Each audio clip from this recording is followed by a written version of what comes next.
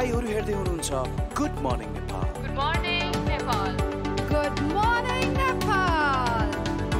Good morning नेपालको प्रसारणमा तपाईलाई स्वागत छ।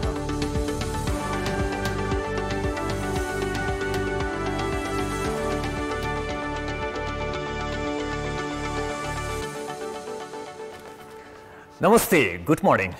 गुड मर्निङ, नमस्कार, शुभ प्रभात। कान्तिपुर टेलिभिजनको नियमित प्रस्तुति गुड मर्निङ नेपालमा तपाईलाई स्वागत छ। यहाँहरुको चिया कफी भइसक्यो होला, कोही किचनमा हुनुहुन्छ होला, कोही वर्क फ्रम होमको तयारीमा हुनुहुन्छ होला। सबै कुरालाई एकैछिन साइडमा राखेर हामीलाई साथ दिनुस्। मेरो नाम सबिना कार्की।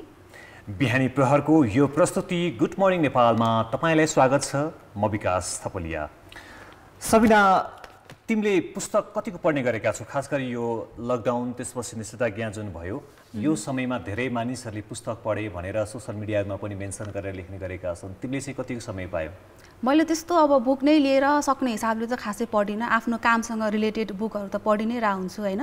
जस्तो अब हाम्रो काममा पनि विभिन्न कामहरू गर्दै जाँदाखेरि त्यो रिलेटेड बुकहरू, रेफरेन्सहरू हामी पढ्ने गर्छौँ। जस्तो अब हामी त रेगुलर काम गरिरहेको भएर पनि त्यस्तो धेरै फुर्सद छैन हामीलाई। तर यो लकडाउन निषेधाज्ञाले गर्दा चाहिँ धेरै मानिसहरूलाई किताब पढ्ने अवसर दियो।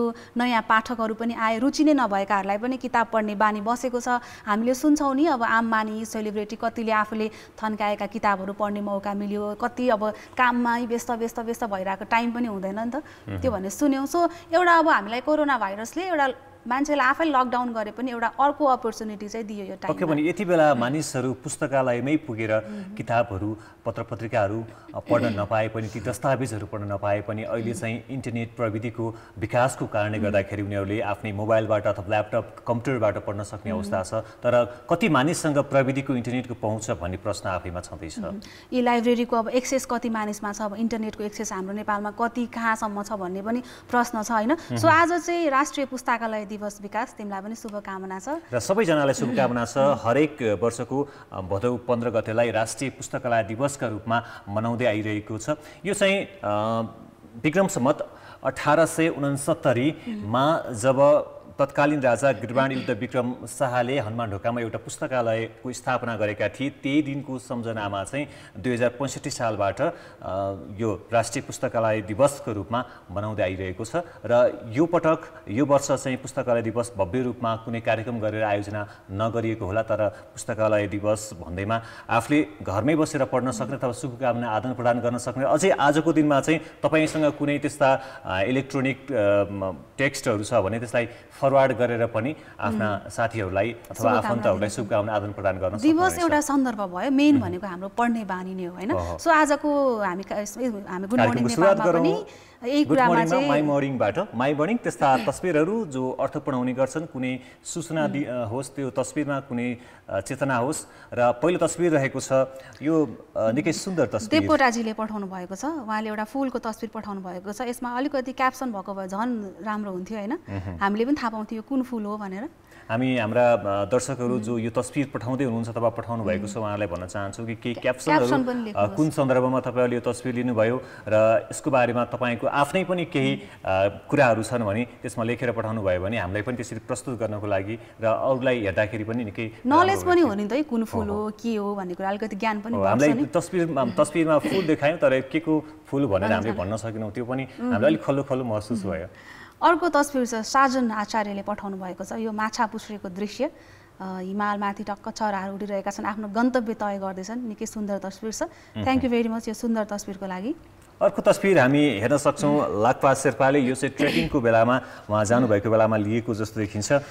अहिले ट्रेकिङ जाने टाइम त छैन, तर यो तस्बिर देख्दाखेरि पनि ट्रेकिङका यादहरू चाहिँ धेरै मानिसहरूलाई मिस पनि भयो होला होइन ट्रेकिङ अब यो टाइममा। अर्को, ल सोल्टी यो मेरो कौसी खेतीको आजको टिपाई। यो चाहिँ अब आज बेलुकी पकाएर खानु, अहिले सकिने बित्तिकै मुन्टा पकाएर खाने हो भातसँग। र माई मर्निङमा आजका तस्बिरहरू रहेका थिए र आज हामीले पुस्तकालय दिवसको अवसर पारेर यही सन्दर्भमा कुराकानी पनि गरिरहेका छौँ।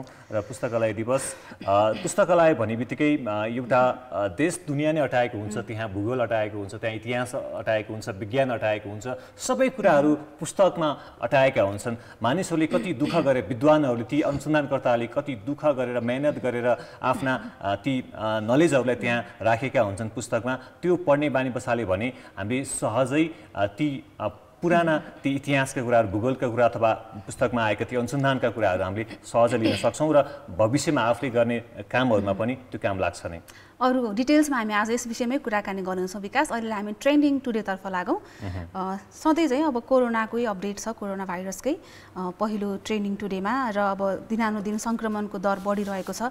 हिजो मात्रै सबैभन्दा धेरै अहिलेसम्मको उच्च 1221 जना सङ्क्रमित फेला परेका थिए नेपालमा, र काठमाडौँमा विकास कति 429 जना होइन? हो काठमाडौँमा 429 जना सङ्क्रमणमा पुष्टि भइसकेको छ र यो चाहिँ सङ्क्रमितको सङ्ख्या एक महिनामै दोब्बर भई 38,000 नागेको छ। हिजो थपिएको मध्ये सबैभन्दा धेरै काठमाडौँमा रहेका छन्। काठमाडौँको मात्रै 372 जनामा भाइरस देखिएको छ। सबिना, मृत्युको सङ्ख्या 221 पुगिसकेको छ। रिकभर हुने सङ्ख्या पनि बढिरहेको छ, 20,000 नागिसकेको छ। सो अर्को रहेको छ विकास, पहुँचका भरमा पिसिआर। यो पहुँचको भरमा पिसिआर चाहिँ स्वास्थ्य मन्त्रालयले केही दिन अगाडि पनि भनेको थियो कि अहिले चाहिँ सोर्स फोर्स लगाएर पिसिआर टेस्ट गराउने जुन प्रचलन बढिरहेको छ यो नगर्नको लागि आग्रह गरेको थियो। र यस्तो यो गरेकोमा आग्रह मात्रै होइन, म त कानुनी कारबाही पनि गर्नुपर्छ भन्छु। किनभने कोही लक्षण नभएका व्यक्तिले पिसिआर परीक्षण गरिदिँदा जो लक्षण भएका वा गर्नै पर्ने पिसिआर परीक्षण गर्नुपर्ने मानिसहरूलाई त्यसले असर गरिरहेको भनसुनको भरमा आफ्नो पहुँचको आधारमा ल गरिदिउँ न त भनेर धेरै हामी देखिरहेका छौँ नि होइन। तर जो साँच्चैकै पिसिआर परीक्षण आवश्यक पर्ने जुन समुदाय, जुन व्यक्तिहरू हुनुहुन्छ उहाँहरू छुटिरहनु भएको छ। अब यो एकदमै खर्चिलो पनि छ होइन। यो सँगै हिजो संसदको सुशासन समितिले पिसिआरको जुन शुल्क छ त्यसमा पनि अधिकतम मूल्य तोक्नको लागि निर्देशन दिएको छ र सरकारले तोकेको पनि छ। 4,400 रुपियाँ पिसिआरको अधिकतम शुल्क तोकेको छ। योभन्दा ज्यादा लिन नपाइने भनेको छ। यसले केही मानिसहरूलाई सहज बनाएको छ। जोसँग पैसा छ र परीक्षण गर्न चाहन्छन्, आफ्नो स्वास्थ्य के छ त, स्वास्थ्य अवस्था जान्न चाहन्छन्, उनीहरूले सशुल्क चाहिँ गएर परीक्षण गर्यो भने त्यो राम्रो हुन्छ। त्यसले गर्दा अरू जसले पैसा तिर्न सक्दैनन्, जो निमुखा छन्, गरिब वर्गका छन्, उनीहरूले यो पिसिआर परीक्षण गर्न पाउँछन्। त्यसै गरी अर्को रहेको छ कामदार ल्याउन अन्तर्राष्ट्रिय उडान थपिने। जस्तो अन्तर्राष्ट्रिय उडान भोलिदेखि सुचारू हुँदैछ होइन। त्यसमा चाहिँ पहिला अब सर्टेन 500 कति 500 जतिजना मात्रै ल्याउने भन्ने कुरा थियो। अहिले चाहिँ अब अलिकति बढाउनुपर्छ भन्ने कुरा भएर जस्तो अन्तर्राष्ट्रिय उडानहरू थप्नुपर्छ भन्ने माग भइरहेको छ। र त्यही सँगै आजबाट आन्तरिक उडानहरू गर्ने भनिएको थियो। त्यो आन्तरिक उडानहरू स्थगित गरिएको छ। भदौ मसान्तसम्मको लागि स्थगित गरिएको छ। लामो दूरीका सवारी साधन पनि र स्कुल कलेज पनि भदौ मसान्तसम्मको लागि अहिले बन्द गरिएको छ। अहिलेको लागि बन्द गरिएको छ। एउटा जानकारी थियो। यो पछि अर्को हामीसँग ट्रेनिङ टुडेमा सामग्री रहेको छ ज्यानभन्दा मलकुपिर। यो चाहिँ धादिङको समाचार रहेको छ। हामीले अरू तस्बिरहरू यहाँ अहिले देखाउन नसके पनि लामो लाइन देख्न सक्छौँ किसानहरूको। उनीहरू चाहिँ कोरोना भाइरसको सङ्क्रमणको प्रवाह नगरिकन मात्र 15 किलो युरिया मलको लागि उनीहरू लाइन बसेका थिए र लाइन बस्दा बस्दै घामले गर्दाखेरि उनीहरू बेहोस भएर कतिजना ढलेको समाचारहरू पनि आएको छ। कहिले सङ्क्रमणको जोखिम भन्दाखेरि पनि मल कसरी उत्पादन गर्ने, त्यो जुन भोग टार्ने हुन्छ नि अन्न उत्पादनको अरू सामान्य बेला पनि हामीले किसानहरूले मलको मार खेपेको हामी समाचारहरू सुनिराख्छौँ होइन। कतिपय किसानहरूले भने गरेका छन् रोगबाट, खास गरी कोरोना सङ्क्रमणको यो रोगबाट बरु बाँचौँला तर भोगबाट चाहिँ हामी बाँच्न सक्दैनौँ भनेका छन्। यसमा सरकारले जसरी सहज रूपमा मल पुर्याउन सकिन्छ त्यो बारेमा सोच्न आवश्यक छ। अब अर्को सामग्री के छ सबिना हामीसँग? अर्को खेलकुदको रहेको छ विकास, यो वुमेन्स च्याम्पियन्स लिग। अब हामीले मेल च्याम्पियन्स लिगको त कुरा गऱ्यौँ होइन। लास्ट नाइट वुमेन्स च्याम्पियन्स लिगको फाइनल सकिएको छ र लियोनले वुल्सबर्गलाई 3-1ले पराजित गर्दै लगातार 5औं पटक र समग्रमा 7औं पटक उपाधि जितेको छ। वुमेन्स फुटबलमा एउटा जाइन्ट क्लब मानिन्छ र यो सँगै युरोपको सिजन सकिएको छ। कोरोना भाइरसका बीच महिला च्याम्पियन्स लिग पनि स्पेनमा भएको थियो, एकै ठाउँमा नकआउटमा। सो विषम परिस्थितिका बावजुद पनि यो फुटबल सही तरिकाले र सुरक्षित तरिकाले सम्पन्न भएको छ। कोरोना भाइरसको महामारी सङ्क्रमण बढ्दो क्रममा रहेको छ, तैपनि फुटबलको माहौल पनि त्यही रूपमा बढिरहेको छ। यो आफैमा एउटा अनौठो कुरा छ। उनीहरूले एउटा सुरक्षा सतर्कता अपनाएर यस्ता खेल आयोजना गरिरहेका छन्। यसले यो पीडाका बीचमा केही राहत चाहिँ दिएको छ। कठिन परिस्थितिमा पनि कसरी व्यवस्थित र सुरक्षित तरिकाले प्रतियोगिता गर्न सकिन्छ भन्ने एक्जाम्पल पनि हो यो। र अब नयाँ सिजन पनि चाँडै सुरु हुँदैछ। आशा गरौँ अब नर्मल टाइममा चाहिँ दर्शकहरू पनि मैदान छिर्न पाउन् हैन। यो बिचमा सबिना हाम्रा दर्शकहरूलाई पनि जानकारी दिउँ कि तपाईँसँग पनि कुनै त्यस्ता सामग्रीहरू छन् जुन उठाइदियोस् जस्तो लाग्छ या अघि हामीले माई मोर्निङमा प्रस्तुत गरेका अर्थपूर्ण ती तस्बिरहरू तपाईँसँग छन् भने त्यो पठाउन सक्नुहुन्छ। त्यसका लागि तपाईँले हाम्रो Facebook page ktp.gmn good morning नेपालको सर्ट फर्म त्यसमा गएर तपाईँले तस्बिरहरू पठाउन सक्नुहुन्छ। सल्लाह सुझाव अथवा के कस्ता विषयले चाहिँ महत्त्वका साथ यो कार्यक्रममा प्रस्तुत हुनुपर्छ ती पनि लेख्न सक्नुहुन्छ। त्यसैगरी हामीलाई ट्विटरमा पनि पठाउन सक्नुहुन्छ। हाम्रो ट्विटर ह्यान्डल रहेको छ @officialgm नेपाल। यसमा तपाईँले पठाउनु भयो भने हामीलाई प्राप्त हुनेछ र त्यो यदि प्रसारण योग्य छ भने हामी अवश्य पनि प्रसारण गर्नेछौँ। र सबिना आजको विषयवस्तु रहेको छ आज राष्ट्रिय पुस्तकालय दिवस हो र यही सन्दर्भमा रहेर हामी कुराकानी गर्नेछौँ। हामीसँग एकजना गेस्ट पनि हुनुहुन्छ प्रत्युष उन्त जो मार्टिन चौतारीका अनुसन्धानकर्ता पनि हुनुहुन्छ र पुस्तकालय बढाउनको लागि एउटा अभियन्ता पनि हुनुहुन्छ। उहाँ इतिहासविद पनि हुनुहुन्छ। उहाँसँग हामी कुराकानी गर्नेछौँ। यो ब्रेकपछि हामीसँग रहनुहोला।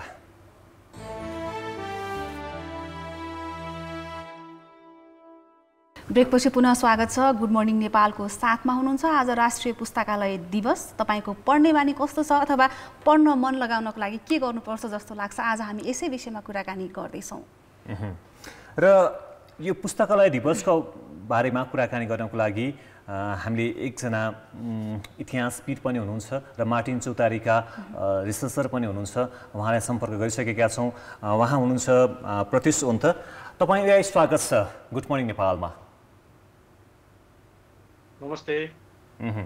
आज पुस्तकालय दिवस जसले लेख्छन् पढ्छन् अनुसन्धान गर्छन् उनीहरूको लागि एउटा ठुलो चाड पर्व जस्तो पनि हो। तपाईँलाई सबैभन्दा सुरुमा शुभकामना व्यक्त गर्न चाहन्छु। र आज केही विशेष गर्दै हुनुहुन्छ? त्यस्तो त छैन, दिनदिनै सधैँ गर्ने काम गर्ने हो। अब यो पुस्तकालय दिवस चाहिँ वर्षमा एकचोटि मनाउनुको मुख्य कारण चाहिँ देशमा यस्तो संस्था हामीलाई चाहिन्छ भनेर पनि होला। अब आफूलाई त त्यो दिनदिनै चाहिन्छ, त्यसकारण दिनदिनै जे काम गर्ने हो त्यही गरिने हो। पढ्ने मानिसहरूको दिनचर्या केही फरक हुन्छ नपढ्ने मानिसहरूको भन्दा? पढ्ने मान्छेले पढ्छन्, नपढ्नेले पढ्दैनन् होला। अब त्यो त नपढ्नेहरूलाई नि सोध्नु पर्यो उहाँहरूले दिनचर्या कसरी गुजार्नुहुन्छ भनेर। अब पढ्ने मान्छेहरू पनि थरीथरीका हुन्छन् समाजमा। नेपाली समाजमा पनि पढ्ने जुन अहिले विशेषता छ त्यो एकै थरीको छैन। अब त्यसलाई चाहिँ मिहिन तरिकाले हामीले अहिले चर्चा गर्नको लागि अलिक गाह्रो छ, किनकि नेपालमा अहिले पठन संस्कृतिबारे राम्रो सर्वे देशभरिलाई कभर गर्ने सर्वे नभइसकेको हुनाले मान्छेले के कुरा कसरी पढिरहेछन् भनेर ठ्याक्कै भन्न गाह्रो छ। व्यावसायिक कारणले गर्दाखेरि आफ्नो रुचिको कारणले गर्दाखेरि विभिन्न व्यक्ति र व्यक्ति समूहहरूले चाहिँ आफ्नो हिसाबले विभिन्न थरीका सामग्रीहरू हुनुहुन्छ होला भनी म अनुमान गर्छु। आज पुस्तकालय दिवस नेपालमा पुस्तकालयको अवस्था कस्तो छ र सँगै पाठकहरूले आफूले चाहेको पुस्तक या बुक चाहिँ पढ्न पाउन सक्ने अवस्था छ? यस्तो छ, यो दुईटा प्रश्न अलि ठुल्ठुलो प्रश्नहरू भए। नेपालमा पुस्तकालयको अवस्थाबारे पहिला कुरा गरौँ। नेपालमा गएको 25-30 वर्षमा धेरै पुस्तकालयहरू थपिएका छन्। यो थपिएका पुस्तकालयहरू पनि विभिन्न प्रकृतिका छन्। अनुसन्धानलाई टेवा दिने खालका पुस्तकालयहरू विशेष गरेर काठमाडौँमा चाहिँ केही खुलेका छन् गएको 30 वर्षमा। यो पुस्तकालयको उद्देश्य चाहिँ सबै थरीका पाठकहरूलाई काम लाग्ने सामग्री बटुल्ने भन्दा पनि नेपाली समाजमा विशेष गरेर समाज विज्ञानका विधाहरूमा काम गरिरहेका मान्छेहरूलाई सहयोग गर्नलाई उनीहरूलाई चाहिने सामग्रीहरू किताबको रूपमा र डिजिटल आर्काइभ्सहरूमा एक्सेस बढाउनको लागि खोलिएका पुस्तकालयहरू यी काठमाडौँमा छन्। देशका अन्य भागमा यस्ता पुस्तकालयहरू अहिलेसम्म पनि खासै बनिसकेका छैनन्। तर देशभरि खुलिएका गएको 30 वर्षमा सबभन्दा बढी सङ्ख्यामा खुलेको पुस्तकालय चाहिँ त्यसलाई चाहिँ सामुदायिक पुस्तकालय भन्न मिल्छ।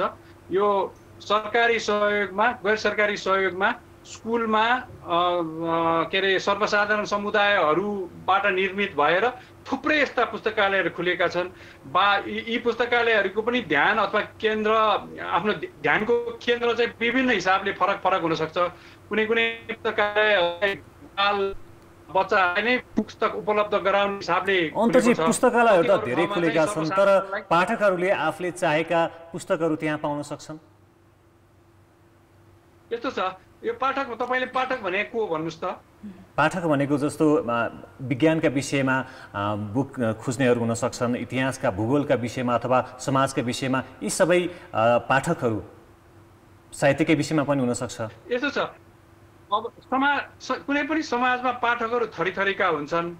अब ती सबै थरीका पाठकहरूले एउटै पुस्तकालयमा आफूले खोजेका सबै सामग्री पाउँछन् भन्ने कुरा त संसारको कुनै पनि पुस्तकालयमा लागू हुँदैन हैन। अब हामीभन्दा धेरै स्रोत साधन भएका देशहरूमा पनि एउटै सहरमा पनि थरीका पुस्तकालय हुन्छन्। मैले अघि भने जस्तै कुनै पुस्तकालय चाहिँ विश्वविद्यालयसँग आबद्ध भएर अनुसन्धानमा केन्द्रित सामग्रीहरू बटुल्छन्। ती पुस्तकालय कुनै चाहिँ विभिन्न थरीका पाठकहरू, बाल बच्चादेखि लिएर वृद्धहरूको रुचिलाई ध्यानमा राखेर पुस्तक राख्ने गर्छन्। तर एउटै पुस्तकालयमा सबैलाई के अरे खुसी पार्ने गरेर कुनै पनि पुस्तकालय, संसारभरिको कुनै पनि पुस्तकालयले सामग्री बटुल्न सकेको हुँदैन। अब नेपालमा कुरा गर्दाखेरि अब 2-3टा ठुल्ठुला सहरको मात्र कुरा गरौँ न। करिब 20 वर्ष अगाडि काठमाडौँमा काठमाडौँ भ्याली सार्वजनिक पुस्तकालय खुल्यो। पोखरामा त्यस्तै पुस्तकालयहरू पहिला पनि थिए र अहिले एउटा सानो पुस्तकालय, सार्वजनिक पुस्तकालय ठिकै औसत कलेक्सन भएको चलिरहेको छ। यसले सबै पाठकको सबै रुचिलाई चाहिँ ध्यानमा राखेर सेवा दिन सक्छ मलाई लाग्दैन। तर हामीले अर्को कुरा विचार गर्नुपर्छ, यी पुस्तकालयहरूले पुस्तक सङ्कलन बाहेक पुस्तकलाई ध्यानमा राखेर सार्वजनिक अरू किसिमका सेवा पनि गरिरहेका छन्।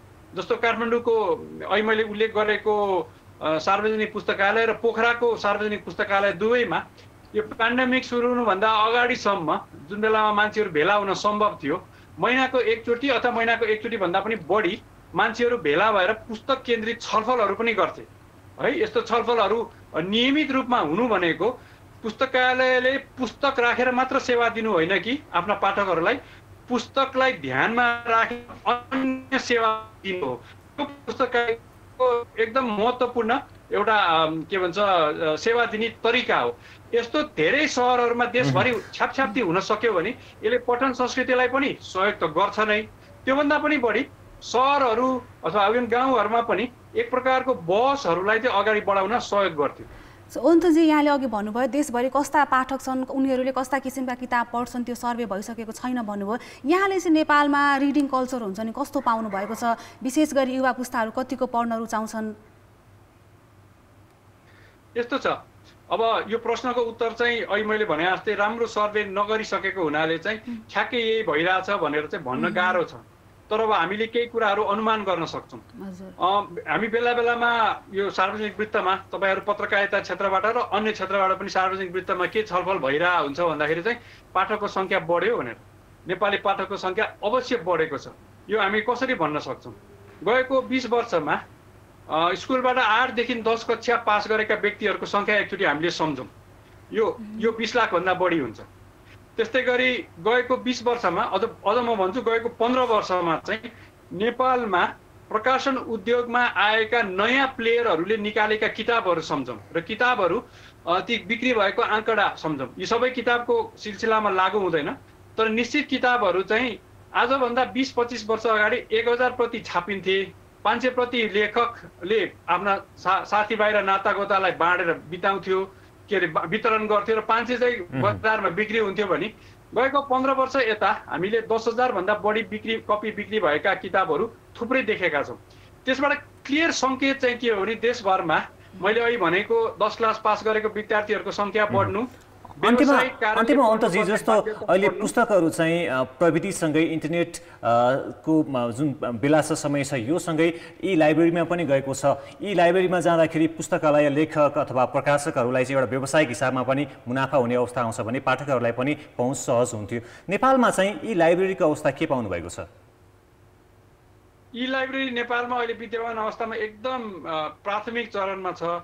नेपाली डायस्पोरा विशेष गरेर पुस्तक किन्न सक्ने डायस्पोरा र नेपालभित्र पनि पुस्तक फिजिकल पुस्तक भन्दा आफ्नो के अरे इलेक्ट्रोनिक ग्याजेटमा पढ्न चाहनेहरूको लागि त रुचि होला, तर नेपाली समाजमा यस्तो ग्याजेटमा कसको पहुँच छ भनेर एकचोटि सोध्ने हो अथवा इन्टरनेटमै एक्सेस बलियो र के अरे भरपर्दो इन्टरनेट एक्सेस कसको छ भनेर सोच्ने हो भने चाहिँ यी पुस्तकको गफ अहिले नेपालमा गर्नको लागि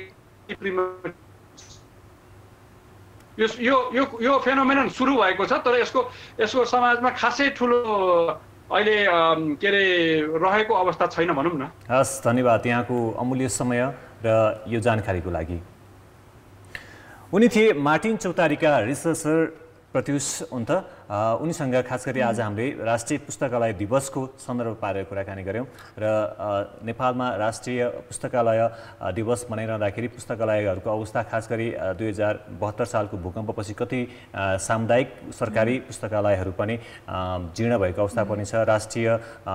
केशर राष्ट्रिय पुस्तकालयको अवस्था हेर्ने भने पनि 72 सालको भूकम्पपछि त्यो चाहिँ कति पुस्तकहरू नष्ट भएको र त्यसलाई अहिले पनि हामी त्यहाँ गएर देख्न सक्छौँ कि कति पुस्तकहरू चाहिँ बोरामा बाँधेर एउटा कुनामा थुपारेर राखिएको देखिन्छ। यसको संरक्षण सम्वर्धन हुन सकिरहेको छैन। पुस्तकालयको संरक्षण सम्वर्धन हुन भनेको त्यसमा चाहिँ मानिसहरूको रुचि कम हो कि भएको हो कि भन्ने पनि जान्छ। भन्छ नि विकास, किताब भनेको चाहिँ हाम्रो सबभन्दा असल साथी र रिडर्स आर लिडर्स भन्छ नि, जसले पढ्छ, जसले समसामयिक विषयमा चिन्तन गर्छ, त्यसको चाहिँ त्यसमा लिडर क्यापेसिटी बिल्डअप हुन्छ, कम्युनिकेसन स्किल्स, आफ्नो पर्सनालिटी, त्यो माइन्ड पिस हुने हुन्छ नि, त्यो सबै धेरै फाइदा छ। एउटा भनाइ पनि छ अन्त्यमा भनेर जानै पर्छ कि पुरानो कोट लगाऊ नयाँ किताब किन।